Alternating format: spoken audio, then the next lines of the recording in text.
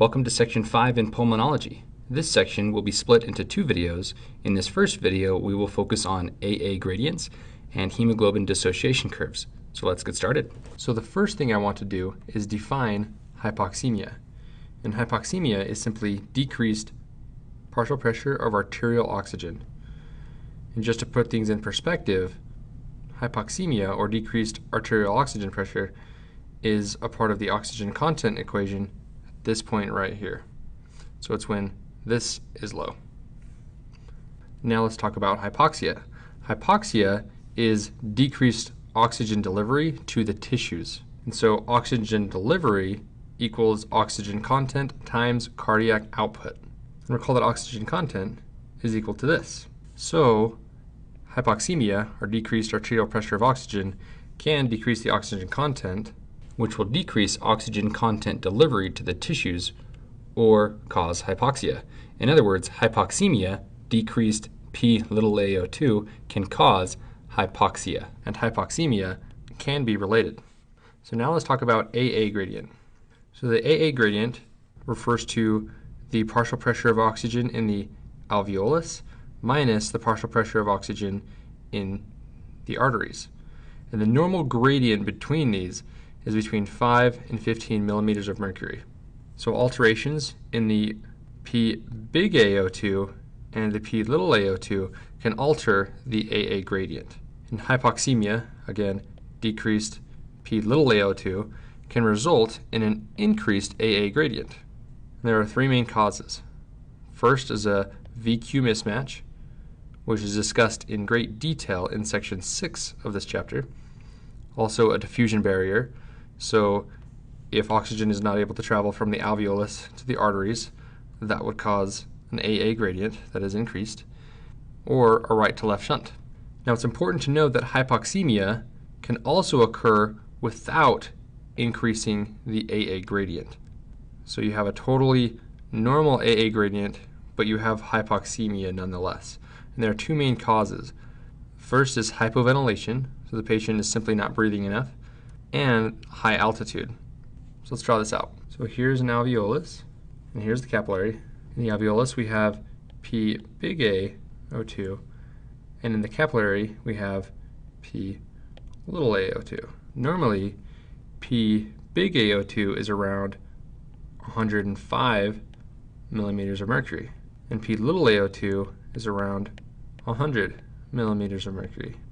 As you can see, if you take the normal AA gradient, which is P(a) minus P(a), then you'll get an AA gradient around 5 millimeters of mercury. That's totally normal. As we mentioned on the last slide, normal AA gradient is between 5 and 15 millimeters of mercury. Keep in mind that the AA gradient is distinct from the gradient that pulls oxygen into the capillary. So remember that blood going to the lungs is deoxygenated. The pressure of oxygen in the veins can be pretty low. So we'll just write decreased partial pressure of oxygen. So let's say, for example, that it's in the venous system, it's around 50 millimeters of mercury. So the gradient that pulls oxygen in is much greater than simply 15 millimeters of mercury, which would be a normal gradient. So we can see the difference between 105 and 50 is 55. That's a gradient of 55 millimeters of mercury.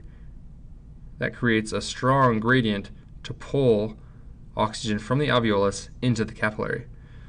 But this gradient is not the AA gradient, because when we are talking about the arterial pressure, or P(a)O2, it's actually in the arteries. So it's not measured here in the capillary, it's measured in the arteries. So we'll just draw the arterial system further down. So it would be more appropriate to erase P(a)O2 and draw it down in the arteries instead of the pulmonary capillaries. So it's important to recognize that the AA gradient is referring to the difference between the partial pressure of oxygen in the alveolus and the partial pressure of oxygen in the arteries. It's not actually the partial pressure of oxygen in the capillaries, because that's a totally different gradient altogether, and it has a lot of power to pull in oxygen into the capillaries. So let's erase this to illustrate a new point. If the patient became hypoxemic and their P little ao2 ended up being around 75 millimeters of mercury and their alveolar pressure of oxygen remained around 105 millimeters of mercury, then you can see that the AA gradient would be 30 millimeters of mercury. This is high and is outside the normal range. So it's high, it's not normal. This brings up a significant point. The reason having an increased AA gradient is so concerning is because it implies that the P little ao2, the arterial pressure of oxygen, is below normal. As you can see in this example, with a P little a of 75, the patient is well below the normal range for arterial oxygen and is therefore hypoxemic. As mentioned on the previous slide, there are various causes of an increased AA gradient. So first, there can be a diffusion barrier, and this can be caused by emphysema, which is an obstructive lung disease, or it can be caused by the interstitial lung diseases. And as you can see, if oxygen cannot traverse this junction, then P big ao2 would be higher and P little ao2 would be lower. Hence the increased AA gradient. So the second potential cause of an increased AA gradient is a right to left shunt. So here we'll draw the alveolus again. The capillary normally communicates with that, but a right to left shunt can occur when this junction is actually skipped. So I'll first draw it conceptually and then give some examples. A right to left shunt is anything that causes this portion of gas exchange to be skipped, as demonstrated with this extra vessel here. If the alveolar capillary junction is skipped, then hemoglobin will not become oxygenated as normal. And so hemoglobin will end up going back into the arterial system without becoming oxygenated. So the partial pressure of arterial oxygen will remain low. Right to left shunts can take many forms, but a classic example is found in patients with Eisenmenger syndrome. So in the hearts of these patients, there is a left to right shunt. So we'll just draw a heart really quickly. This is the pulmonary trunk, pulmonary arteries. So initially, in these patients, there is a left to right shunt because the left side of the heart has such high pressure.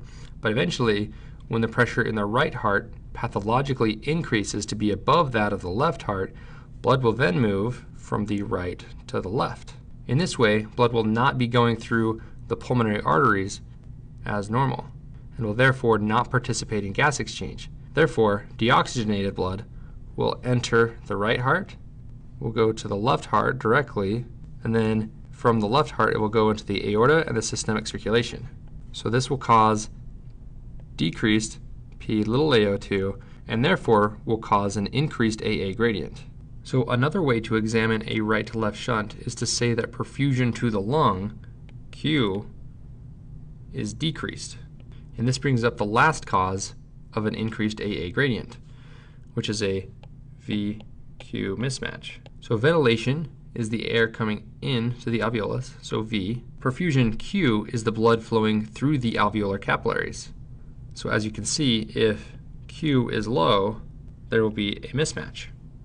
More importantly, there will be decreased oxygenation of the blood, so P little ao2 will be low and the AA gradient will be increased. We will discuss VQ mismatch later in this chapter in section 6.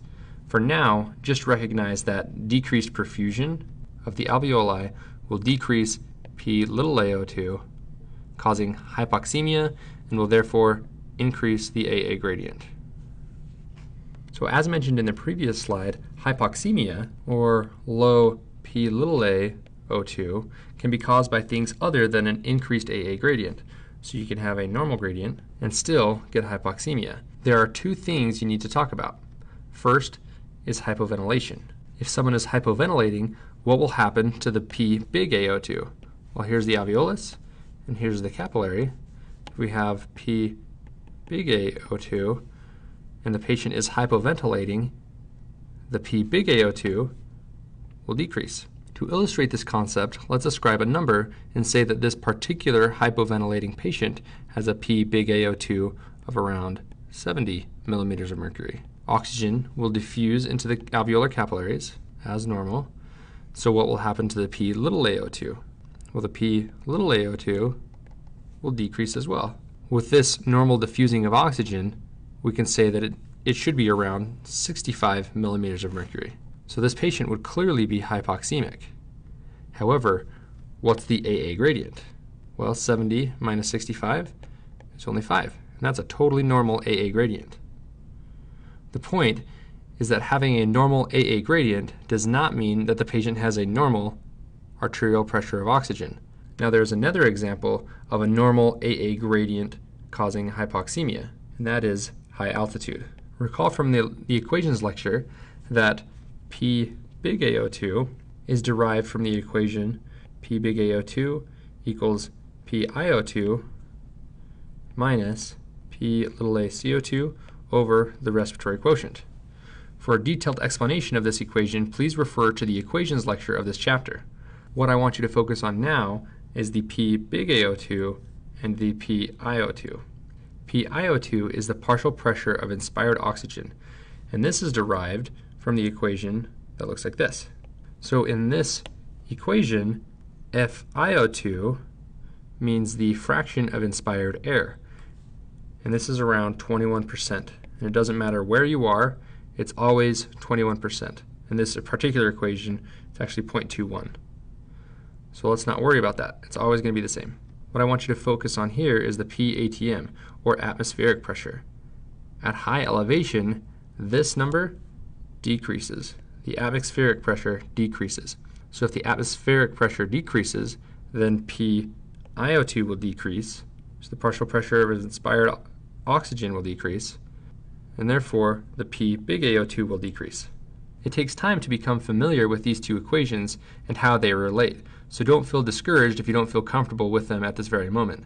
The point is that at high elevation, P big AO2 decreases. Now we can repeat the same exercise as we did in the hypoventilating patient. So if the P big AO2 is low, then P little AO2 will be low, and the patient will be therefore hypoxemic, but the AA gradient will still be in the normal range.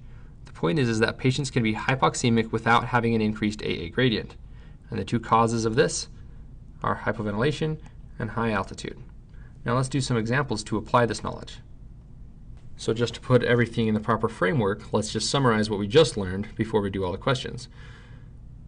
So when a patient has hypoxemia, or an arterial pressure of oxygen that is low, it can be caused by an increased AA gradient. And there are three causes of an increased AA gradient, which include a right to left shunt, a VQ mismatch, or a diffusion abnormality. And hypoxemia can also occur when the AA gradient is normal, as is the case with hypoventilation or high altitude. So now let's do an example.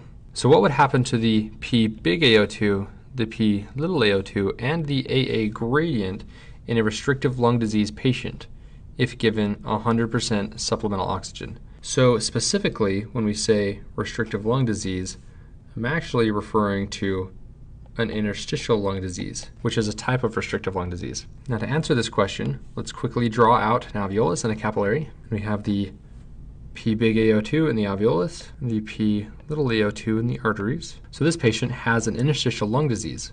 So there is a diffusion barrier at this junction. But the patient is given 100% oxygen. So to understand what to do with this information, the 100% oxygen, think of the equation that supplemental oxygen would fit in. So as you recall from section 3 on equations, PiO2, the partial pressure of inspired oxygen, equals FiO2, the fraction of inspired oxygen, times the atmospheric pressure minus the pressure of H2O. So PiO2 fits into the equation P big AO2 equals PiO2 minus P little a CO2 over the respiratory quotient. So now we have all the equations that we need. So normally the fraction of inspired oxygen right here is around 21% or 0.21. However, this patient has 100% oxygen, so it would be equal to 1.0. So FiO2 is increased So PiO2 is increased. So in the other equation, we would have the alveolar pressure of oxygen increased as well. So what would happen to the pressure of oxygen in the arteries? Well, the patient is receiving more oxygen. However, not all of the increased oxygen here in the alveolus would actually be able to diffuse across this barrier to enter the capillaries and eventually the arteries. So the P little AO2 will increase a little bit, but not to the same extent as P big AO2. So in answer to our question, P big AO2 will increase, P little AO2 will increase a little bit, and since oxygen pressure in the alveoli increased more than in the arteries, then the AA gradient will increase as well. So let's do another question. What would happen to the P little AO2, the pH, and the AA gradient in a patient with heroin intoxication? It's important to note that heroin intoxication can cause hypoventilation. So let's draw an alveolus and a capillary. So if a person is hypoventilating, they are going to inspire less air, so the oxygen pressure in the alveolus, P big AO2, would decrease. Therefore, oxygen pressure in the arteries, P little AO2, would also decrease. So what would happen to the AA gradient? Well, diffusion is unhindered. So oxygen can diffuse into the capillaries as normal and then enter the arteries as normal. Therefore, the AA gradient should be normal. So finally, what would happen to the pH? Well, recall that normally carbon dioxide exits the capillary and enters the alveolus. Well, if the patient is hypoventilating, then more CO2 will remain in the blood, so the partial pressure of arterial CO2 will increase. If you increase CO2, you will increase acid. So pH will actually decrease. Acid-base physiology is discussed in more detail in the acid-base lectures of the nephrology chapter. All right, let's do one last question. Let's say a patient has severe iron deficiency anemia.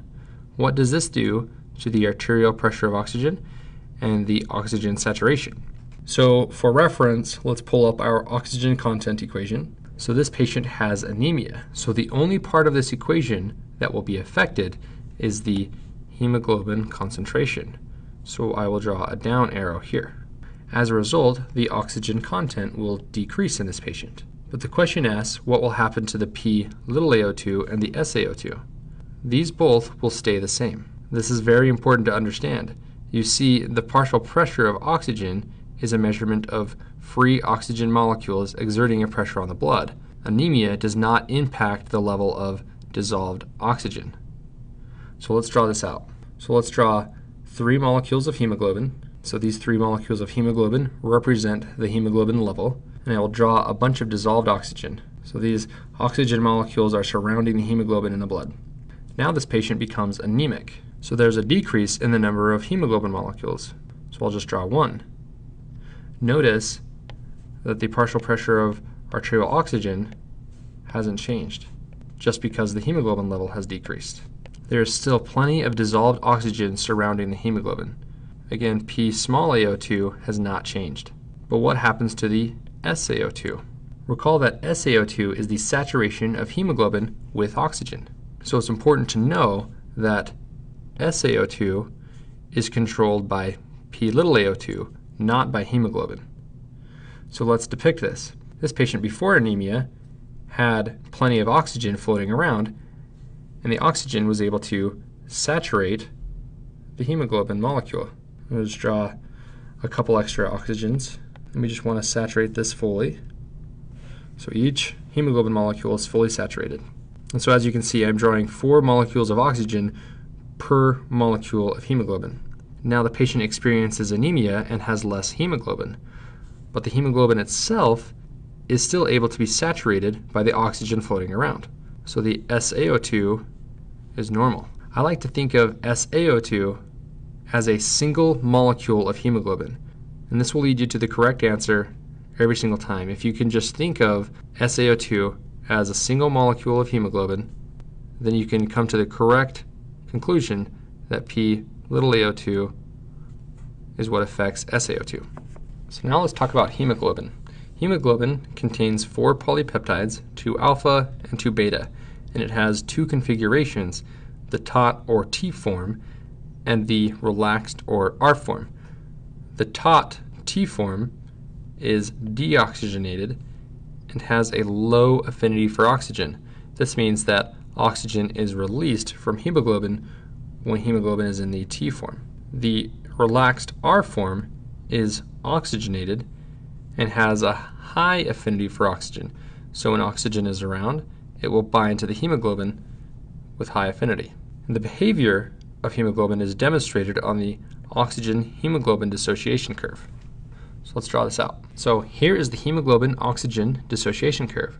And on the y-axis, we have hemoglobin saturation. We have it at 25%, 50, 75, and finally 100% hemoglobin saturation. On the x-axis, we have the partial pressure of oxygen in the arteries, or the pressure of free oxygen not bound to hemoglobin. So we'll say at this point is 50 millimeters of mercury. We'll just say over here is 100, over here is 25. By now you are familiar with partial pressure of oxygen in the arterial blood, or P(a)O2. I just want to point out that on this graph you will see PO2 without the little a. I'll redraw this. The reason is because this graph represents the partial pressure of oxygen in every part of the circulation, including the venous blood. So labeling the x-axis with a P(a)O2 would be incorrect because only part of this graph, this part in the upper region, represents the partial pressure of oxygen in the arteries. So now here is the line representing the hemoglobin-oxygen dissociation curve. So notice that when the partial pressure of oxygen is around 100 millimeters of mercury, which happens to be that high in the arterial system, so you can think of this as P(a)O2, you can see that the hemoglobin is 100% saturated. As oxygen is extracted from the blood and enters the tissues, for example, at this point here, at 50 millimeters of mercury, follow that up, you can see the hemoglobin saturation goes down. In fact, we see that the hemoglobin saturation is around 75%. This is interesting because there is still lots of oxygen in the blood from which hemoglobin could take and saturate itself. In other words, as the unbound oxygen in the blood leaves to enter the tissues, the hemoglobin wants to follow suit and give up the oxygen bound to it. As even more oxygen is removed from the blood by the tissues, let's say here at 25 millimeters of mercury, hemoglobin becomes even more motivated to get rid of its oxygen. In this way, hemoglobin is a very faithful follower of the unbound oxygen in the blood. I typically don't like to personify molecules in physiology, but in this instance, it will really make things easy to remember. So I'm going to repeat this concept by drawing it out. So here is the alveolus, here is the capillary. This is where oxygen enters the blood.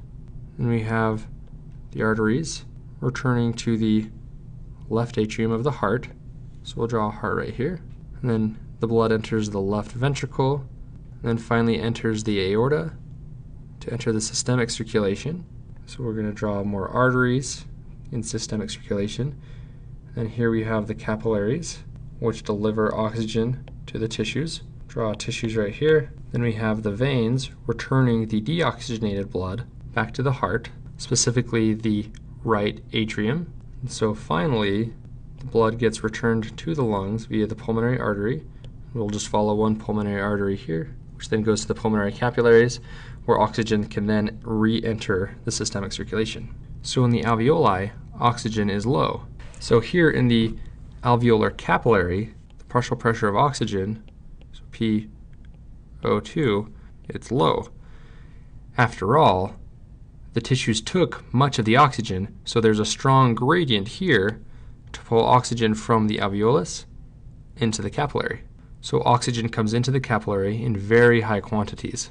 Remember that hemoglobin is a follower, so as levels of free oxygen, PO2, are increasing in the blood around the hemoglobin will readily bind the oxygen.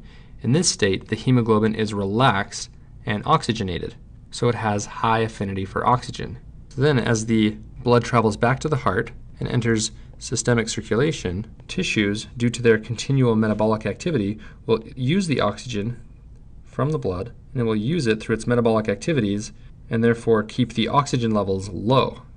As you recall from the electron transport chain, that oxygen will be converted to water, and so the oxygen levels within the cell will actually be kept at a relatively low level. So there will be a continual, powerful gradient for oxygen to be pulled from the capillaries and into the tissues. Recall that hemoglobin is a faithful follower of the partial pressure of oxygen in the blood, so it will begin to release its oxygen to enter the tissues as well.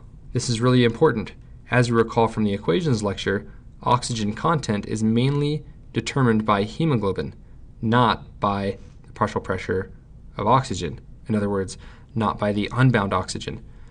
So if tissues were only able to receive unbound oxygen, they wouldn't be obtaining nearly enough oxygen. However, since hemoglobin jumps on board and begins to release its oxygen, the tissues have a lot of oxygen for their metabolic activities. So we'll say at this point, the partial pressure of oxygen is around 50 millimeters of mercury. So the hemoglobin is only 75% saturated, because at 50 we can see that it's 75% saturated. Conceptually, we'll just say that this is occurring here at the capillary level at the tissues. Finally, deoxygenated blood re-enters the heart, specifically the right atrium, and it can then enter the right ventricle and then re-enter pulmonary circulation. So the blood is returning to the heart with low partial pressure of oxygen in the veins, and therefore the hemoglobin will be in the taut form to continually promote oxygen unloading. Now let's talk about shifting the curve to the left and to the right. Let's start with a right shift. So we will shift the curve to the right. So as you can see here, at a given partial pressure of oxygen, the hemoglobin saturation is lower. So at 50 millimeters of mercury, when the taut form of hemoglobin is favored, the hemoglobin saturation is far lower when the curve is shifted to the right. So as you can see, the red line is only 25% saturated, but with the purple line, it's 75% saturated. So in other words, more hemoglobin will be unloading oxygen to go to the tissues where it's needed. So essentially we're favoring the taut form. So what conditions will increase oxygen unloading from hemoglobin? In other words, what conditions will favor the taut form of hemoglobin? Well, in situations where the tissues have increased metabolic demand, they will want to increase oxygen unloading from hemoglobin in order to get more oxygen.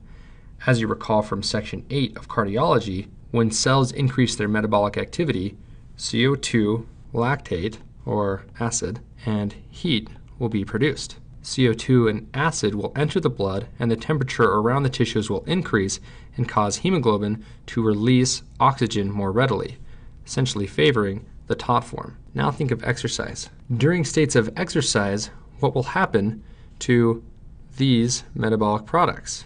Well, they will increase. So oxygen unloading will increase and more oxygen will enter the tissues. Finally, think of high altitude.